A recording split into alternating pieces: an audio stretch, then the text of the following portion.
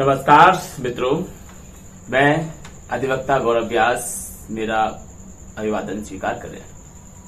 मित्रों, विधि जगत में विचारण न्यायालयों के सामने ऐसे ऐसे केस आते हैं कि जिनका विचारण करते हुए ऐसा लगता है कि ये जो केस किया गया है ये किसी मानव के द्वारा नहीं किया गया, ये किसी ऐसी मानसिकता रखने वाले व्यक्ति के द्वारा, उसकी मानसिकता का आप आकलन लगाइए। इन केसों से आप पता कर सकते हैं कि कैसे लोगों की क्रूएलिटी किस हद तक जा सकती है, उसकी कोई लिमिट नहीं है।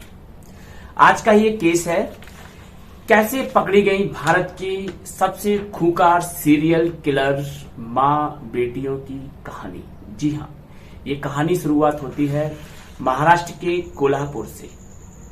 1990 से 1996 तक ये कहानी 6 साल चलती है और इन 6 सालों में मां और उसकी 2 बेटियों ने मिलकर के 42 मासूमों की हत्या कर दी। उन 42 मासूमों को मौत के घाट उतार दिया।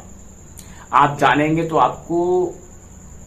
आपकी रूह कांप जाएगी कि कैसे इन मां बेटियों ने उन निर्दोष मासूम बच्चों को, जिनकी उम्र अभी किसी की 12 महीने, किसी की 18 महीने, करीब ये 4 साल से नीचे के उम्र के बच्चे थे, इनको सर पटक पटक कर इनके द्वारा मारा गया। क्यों मारा गया, इसका रीजन था। साथियों, इसमें सबसे पहले आती है मेन किरदार, वो है अंजना बाई। अंजना बाई की शादी होती है एक ट्रक ड्राइवर से। उसको एक बेटी जन्म लेती है जिसका नाम था रेणुका। फिर रेणुका की भी शादी होती है, उसके पति का नाम था किरण शिंदे। ध्यान रखना, क्योंकि इस किरण शिंदे का इस स्टोरी में बाद में रोल होगा और इसी किरण शिंदे की वजह से ये केस पूरा खुलेगा। इसीलिए आपको ये सभी नाम कंसंट्रेट होके ध्यान रखना है। दूसरा नाम आता है इसकी दूसरी बेटी। पहली बेटी रेणुका बाई, दूसरी बेटी जो कि दूसरे पति से पैदा हुई थी। जब रेणुका पैदा हुई तो उसका पति जो ट्रक ड्राइवर था उसे छोड़ करके भाग गया। अब उस अंजना बाई ने दूसरी शादी कर ली और उस दूसरी शादी से अंजना बाई को दूसरी पुत्री जन्म लेती है जिसका नाम था सीमा। ये मोहन इसका पिता का नाम था, सीमा गवित।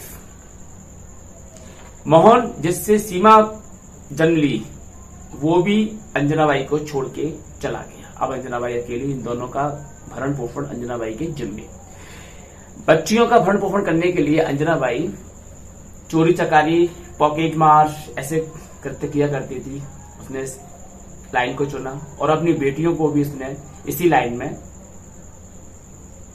लेकर के आ गई। साथियों,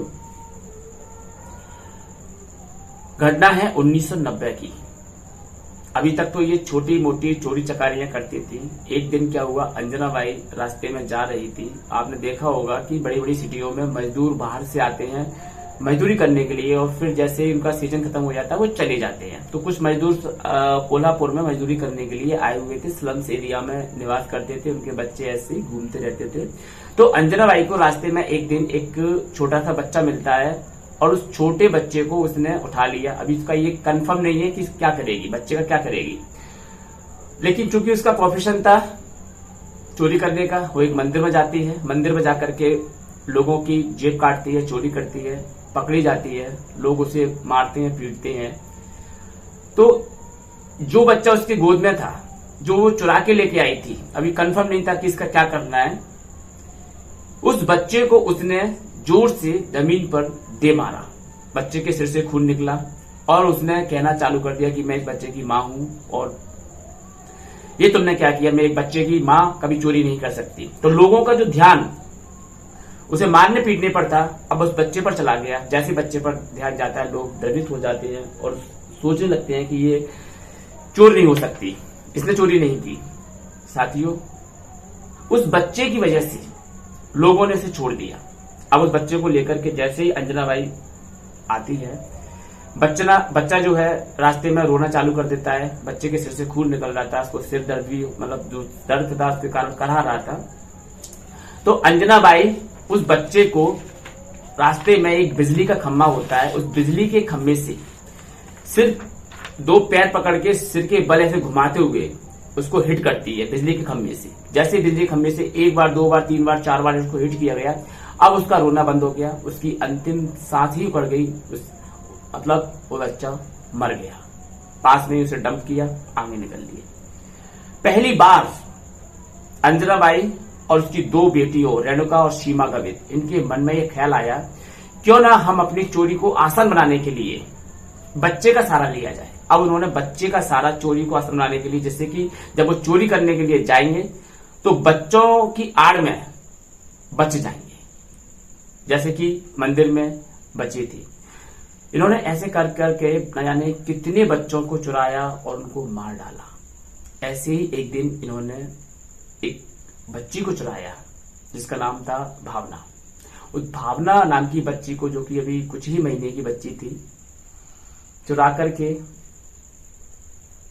उसका उपयोग किया, उसे फिर मार डाला और उसे ब्लैक पॉलीथिन में लपेट करके चल दी डंप करने के लिए कि इसको डंप करेंगे। डंप करने के लिए जब ये तीनों माँ बेटी जा रही होती हैं तो उस दरमियान बीच में से एक थिएटर मिलता है, सिनेमा घर।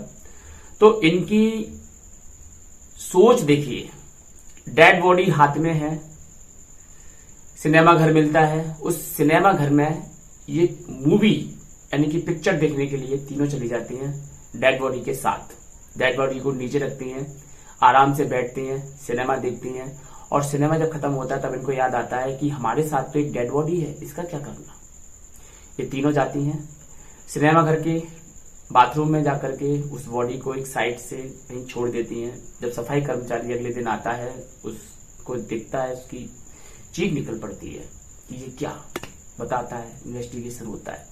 अभी तक कोई राज खुलता है, वह खुलता है इसका पति मोहन गवित, जिसने दूसरी शादी की थी। इस दूसरी शादी से खिन्न होकर के, नाराज होकर के अंजना बाई ने इनसे उत्पन्न मोहन गवित और उसकी जो पत्नी प्रतिमा से उत्पन्न उनकी बेटी क्रांति का अपहरण किया, और उस क्रांति का अपहरण करने के बाद उसको मौत के घाट उतार दिया। जब क्रांति नहीं मिली तो मोहन गवित और उसकी पत्नी प्रतिमा पहुंचते हैं पुलिस स्टेशन और सीधा सीधा अंजना पर यह आरोप लगाते हैं कि उसने उनकी बेटी का अपहरण किया है। तब जाकर के पुलिस इस अपहरण के सिलसिले में अंजना बाई, रेणुका और सीमा को अरेस्ट करती है। जब इनसे पूछताछ हो रही होती है तो उस समय रेणुका का पति किरण शिंदे टूटता है। किरण शिंदे जब टूटता है तो बताता है, खुलासा करता है कि कैसे एक भारत के सबसे बड़े सीरियल किलर की कारनामों का खुलासा करता है। कौन? किरण शिंदे, रेणुका का पति। उसने बताया कि एक दिन घर में रेणुका, उसकी पत्नी, उंगलियों पर गिर रही थी कि उन्होंने, उसकी माँ, उसकी बहन ने मिलकर के कितने बच्चों को अभी तक मौत के घाट उतार दिया है। 42 बच्चों की गिनती सामने आती है। 42 बच्चे उन्होंने उंगलियों पर गिने थे। ये स्टेटमेंट था रेणुका के पति किरण शिंदे का। साथियों, इतनी हैवानियत, और वो भी एक स्त्री के द्वारा, हर किसी को सोचने पर मजबूर कर देगी। इसके लिए इनका विचारण किया गया, इन पर आरोप लगाए गए, मां बेटियों पर। महाराष्ट्र के पुणे यरवदा जेल, जिसमें कसाब को फांसी दी गई थी, उसी जेल में इनको पिछले 27 साल से रखा गया था। क्योंकि साथियों, ट्रायल कोर्ट, हाई कोर्ट और सुप्रीम कोर्ट तीनों ने ही इनको मृत्यु दंड की जो सेंटेंस था, ट्रायल कोर्ट ने जो सेंटेंस पारित किया था मृत्यु दंड, उसे हाई कोर्ट ने कंफर्म किया, और ये सुप्रीम कोर्ट जाते हैं तो सुप्रीम कोर्ट ने भी हाई कोर्ट के ऑर्डर को ही कंफर्म कर दिया। ये कहा कि ये ऐसे कृत्य झकझोर देने वाले हैं और ये rare of the rare category के होने के कारण माफी के योग्य नहीं है। सुप्रीम कोर्ट ने जब अंतिम बार फांसी की सजा कंफर्म कर दी तो इनके पास एक ही विकल्प शेष रहता है, वो है मर्सी पिटीशन राष्ट्रपति के पास। ये मर्सी पिटीशन लेकर के भी गई 2014 में। उस समय भारत के राष्ट्रपति थे प्रणब मुखर्जी। जब प्रणब मुखर्जी के सामने ये सारा केस रखा गया तो प्रणब मुखर्जी ने जैसे इस केस की स्टोरी को सुना तो उन्होंने एकदम मना कर दिया कि नहीं, इन्हें कोई माफी नहीं दी जाएगी, इनके लिए मृत्यु दंड ही उपयुक्त सजा है। तो जो मर्सी पिटीशन थी उसको भी डिसमिस कर दिया।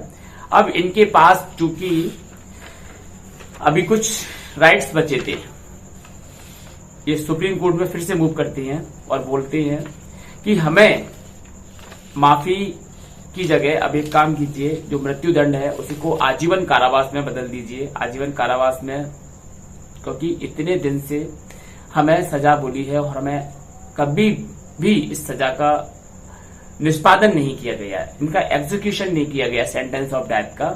इसलिए हम रोज पल पल तिल तिल फांसी की सजा सुनकर के कि आज हमें फांसी होने वाली है, अब होने वाली है, हमने काटे हैं इतने दिन, इसलिए हमारा हक बनता है। और ऐसे कई केस है हमारे इस देश के अंदर जब लंबे समय तक फांसी की सजा नहीं दी जाती, उसका एग्जीक्यूशन नहीं किया जाता है, निष्पादन नहीं किया जाता है, तो फिर माननीय सर्वोच्च न्यायालय ने उन सभी फांसी के केसों में देखने को मिलता है कि उन्हें आजीवन कारावास में बदल दिया है।